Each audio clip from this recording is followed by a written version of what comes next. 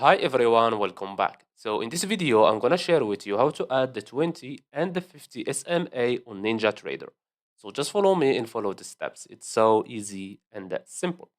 So first of all, open NinjaTrader, then go click on this icon here at the top, indicators, as you can see.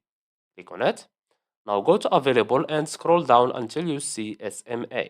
This one, click on it 2 times and type here on period 20. You can go to plot SMA and you can change the color and the thickness from here. So let's choose, for example, 4. The color, I will keep this one. Click on apply and click on OK. Now this is the 20 SMA. Now let's add the 50. Go to the same icon, click on it, go to available again and choose SMA. This one, click on it, click on add, period, type here 50.